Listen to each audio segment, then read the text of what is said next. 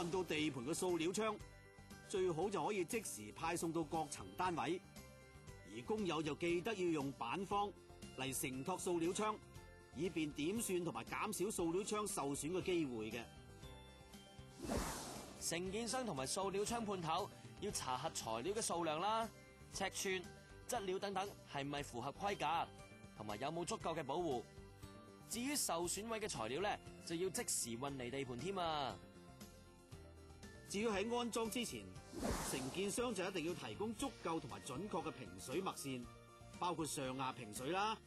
起身、兩邊側身開埋、頂墨同埋曲尺槍用嘅十字墨等等嘅。另外喺收石屎塱嗰陣時咧，承建商、塑料槍判頭同埋則師仲要先定下收貨標準，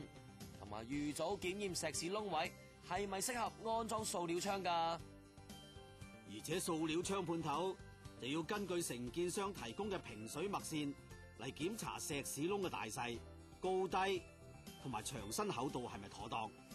咁另外仲要檢查石屎窿有冇露鐵、黃蜂竇、沙眼、石屎過高或者過低、崩角，同埋有冇青木板、板皮、鐵皮等等嘅遺漏嘅。仲有啊，以室內窗框腳計，石屎窿位同埋窗框之間呢，仲應該要有足夠闊度嘅虛位，用嚟做收口噶。不過實際尺寸當然就要依照合約章程而定啦。咁完成檢查之後，塑料槍判頭就要將記錄咗遺漏或者問題位置嘅石屎窿檢查報告呈交俾則師嘅。咁我記得喺安裝之前呢，塑料槍判頭仲要先喺地盤做樣板房嘅，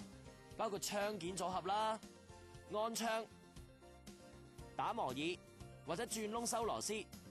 撈防水英泥同埋刎泥試水等等程序噶。由於喺運輸上嘅限制，所以較大嘅塑料槍一般都要一幅一幅咁喺地盤進行組合嘅。你知啦，地盤嘅環境就梗係冇加工廠咁好噶啦，所以一定由經驗豐富嘅塑料槍工友嚟進行地盤槍件組合嘅程序至好啊。好似我呢啲咁未夠班嘅，就梗係揾炳叔呢啲老行專啦。咁跟住就可以開始安裝槍框咯噃。嗱，首先呢，就要用針窿機或者係菊花頭，將石屎窿位嘅表面打花。咁樣除咗可以增加防水刎泥嘅含着力之外，同時亦都可以檢驗到石屎面係咪妥當。注意喎，喺窿位200mm 範圍以內咧，避免有任何暗燈喉、水喉或者去水喉。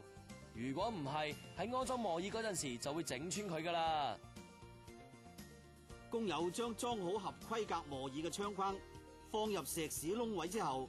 塑料槍判頭就要再次檢查槍框位置同埋平水，確定槍框同埋石屎之間有合適闊度嘅罅位，足夠做防水刎泥先得嘅。再根據圖則指定中至中距離，用石屎釘打磨耳嚟裝穩槍框。另外一個方法就係根據則師同埋工程師審批過嘅設計，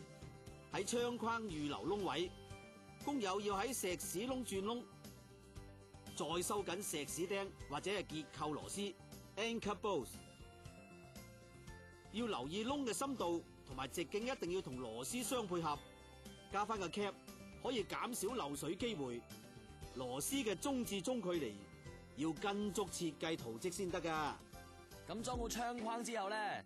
就要用經則師批准嘅防水英泥刎口。不過要留意，石屎窿位嘅刎泥位置係唔可以撒沙仔，同埋要清理乾淨噶，唔係就會影響防水效能噶啦。咁至於刎泥嘅特別工具咧，就包括有鋼挑、量杯添噶。咁首先工友就要開好黏着劑，然後搽喺槍框同埋石屎之間，再根據生產商指引，將防水英泥撈好之後，就可以開始刎泥啦。工友可以用木條將外皮槍框邊封密，用灰瓷嚟刎之外，亦都可以用手將泥從槍框內外兩邊同時塞入刎好嘅。